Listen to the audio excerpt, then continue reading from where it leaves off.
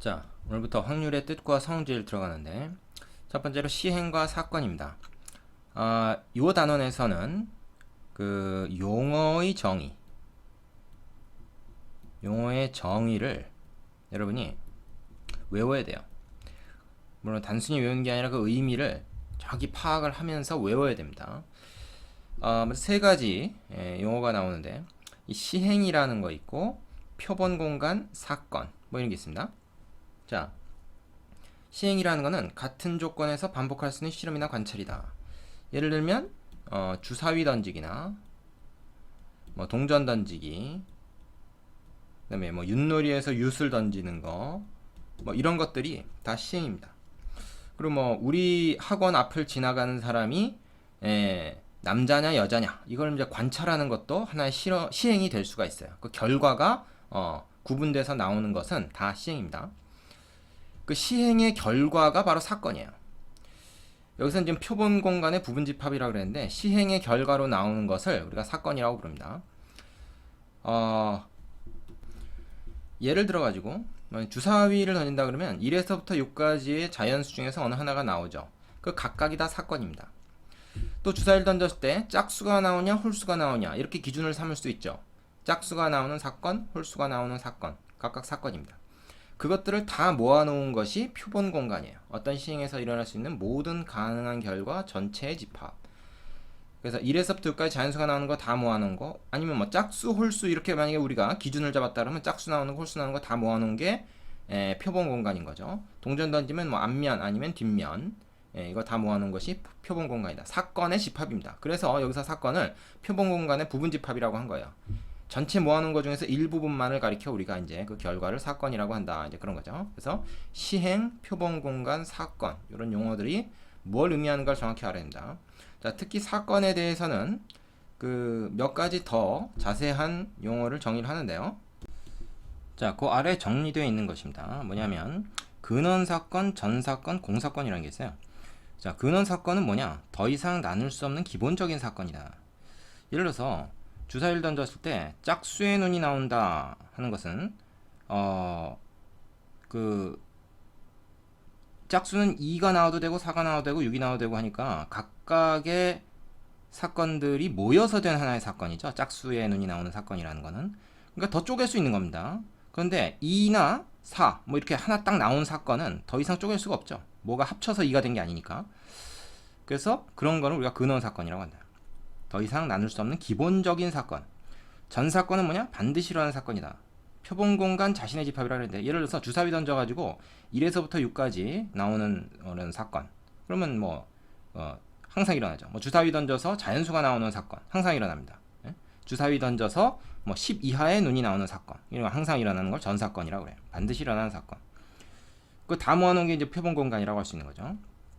그리고 그 중에 일부분, 부분 집합이 이제 우리가 보통 사건이다 이렇게 부르는 거죠. 뭐 2, 4, 6 모아가지고 뭐 짝수의 눈이 나오는 사건 이렇게 부르든가 하는 거죠. 자, 공사건이라는 건 절대로 일어나지 않는 사건이다. 예를 들어서 뭐 주사위 던졌는데 루트 3이 나오는 사건 이런 것이 바로 공사건에 해당합니다.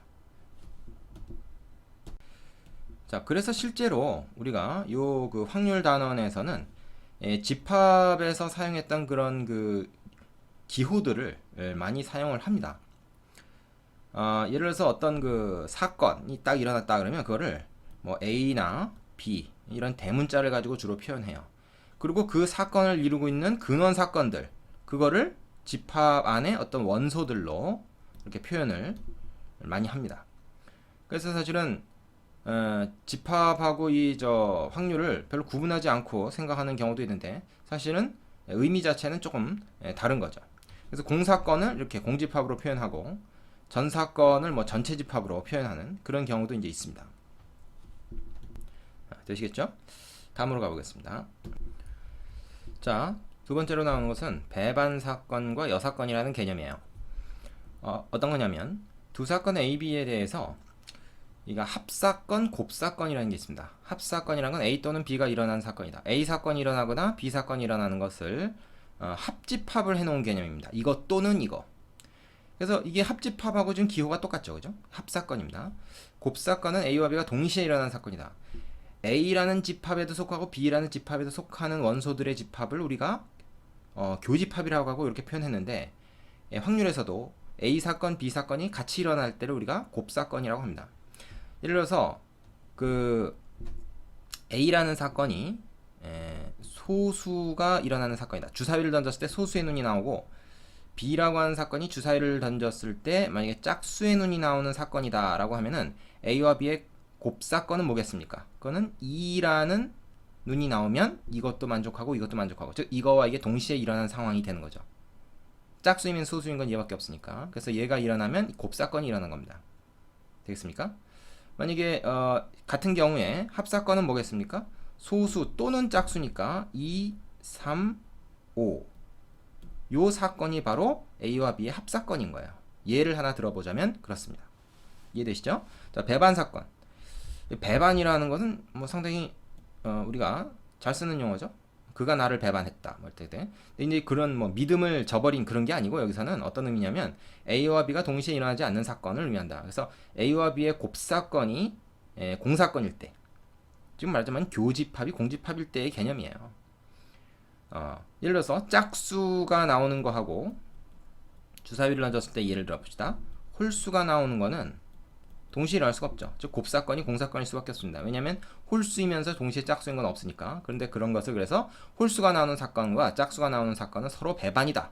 서로 배반 사건 관계에 있다. 이렇게 얘기해요. 곱사건이 공사건일 때는 우리가 서로 배반이다. 이렇게 얘기한다는 겁니다. 그럼 A가 B에 대해서 배반 사건이면 당연히 B도 A에 대해서 배반 사건이 되는 거죠. 쟤가 나하고 공통점이 없는데 나는 쟤하고 공통점이 있겠냐? 그러죠? A의 여사건은 뭐냐? A가 일어나지 않는 사건이다. 그걸 어떻게 표현하냐면 이렇게, 이거 뭐 여집합 기호죠? 여집합 기호. 그게 이제 이게 여사건 기호도 되는 겁니다. A가 그 집합이 아니라 사건일 때는 이거 여사건이라고 불러야 돼요. A가 일어나지 않는 경우다. 그래서 이걸 알아야 됩니다. A하고 A의 여사건과는 당연히 어떻게 됩니까? 곱사건이 공사건이 되기 때문에 얘하고 얘는 서로 배반입니다. 그죠? A가 아닌 거니까 서로 겹치는 부분이 없겠죠. 자, 그래서 이 단원에서는 일단 이런 기본적인 용어들을 좀 명확히 파악을 하고, 자, 개념 확인 코너에 있는 문제만 한번 연습해 본 다음에 필수 예제 두 문제를 풀어보겠습니다. 자, 필수 예제 1번. 한 개의 주사위를 던진 시행에서 표본 공간을 S, 홀수의 눈이 나오는 사건을 A, 소수의 눈이 나오는 사건을 B라고 할 때 다음을 구해라. 두 사건 A, B 합사건, 곱사건, 뭐 A 여사건을 C라고 할 때 C와 B의 곱사건의 원소의 개수를 구해라. 이런 건 다 뭐예요? 이건 A와 B라는 어떤 사건을 이루고 있는 근원 사건들을 우선 찾아봐야 됩니다. 뭡니까? 홀수의 눈이 나오는 거니까 1, 3, 5죠. 주사위 1에서부터 6까지 중에서. 그 다음에 소수의 눈이라고 하는 거는 뭐예요? 2, 3, 5죠. 그죠? 그래서 표본 공간은 뭡니까? 표본 공간은 이 전체를 다 얘기하는 겁니다. 일어날 수 있는 모든 사건의 경우. 자, 그러면 지금 봅시다. 여기서 이제 표본 공간은 뭐 이 근원 사건들로 지금 따지고 있으니까요. 이거라고 보면 됩니다. 그럼 이 상황에서 우리는 뭐야? 집합의 연산을 하면 되는 거죠. 자, 1번 합사건을 구해라. A 컷 B를 구하면 됩니다. 1, 2, 3, 5. 그죠? 그 다음에 곱사건을 구해라. 그러면은 교집합을 구하면 됩니다. 3과 5죠. 간단하죠? 자, 세 번째. A의 여사건. A의 여사건은 뭐야? 짝수지, 짝수. 짝수가 나오는 거 2, 4, 6. 이거를 이제 C라고 하자. C와 B의 곱사건의 개수.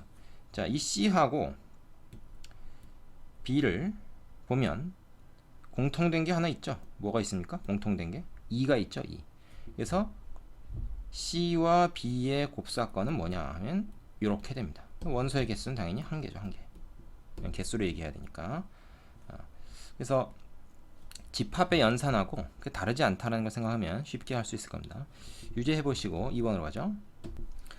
자, 예제 2번. 한 개의 주사위를 던지는 시행에서 짝수에 있는 사건을 A, 소수에 있는 사건을 B, 6의 약수에 있는 사건을 C라고 하고 완전 제곱수의 눈이 나온 사건을 D라고 하자. 뭐 기도하다. 다음 보기는 서로 배반 사건인 것들만 골라라. 일단 각 사건들을 구성하는 근원 사건들을 한번 보죠. 짝수니까 얘는 2, 4, 6이고요. B는 뭐죠? 소수니까 2, 3, 5고, 그 다음에 C는 6의 약수, 6의 약수는 1, 2, 3, 6이죠. 그 다음에 완전 제곱수, D는 이거 뭐야? 1하고 4죠. 그죠? 자, 이걸 다 구해놓으면 서로 배반인 거, 공통부분, 말하자면 곱사건이 공사건이어야 됩니다. 교집합이 없어야 돼요. A와 B를 볼까? 있잖아, 2. 그죠? 똑같은 게 있으니까 배반 사건 아닙니다. A와 C 이렇게 볼까? 6이 공통이고 2도 공통으로 있죠? 이거는 배반이 아닙니다. B하고 D, 요거는 배반 맞죠? 공통된 게 하나도 없잖아요? 겹치는 원소가 하나도 없습니다. C하고 D, 얘는 1이 겹치죠. 그래서 얘도 안 됩니다. 그래서 서로 배반 사건인 것은 사건 B와 사건 D가 서로 배반이다. 요거를 알 수가 있죠. 그래서 우리가 근원 사건으로 이걸 이제 말하자면 집합으로 구해보면 쉽게 답할 수 있는 그런 종류의 문제들입니다. 밑에 유제 2개 있으니까 꼭 풀어보시고 다음 단원으로 가겠습니다. 자, 수고하셨습니다.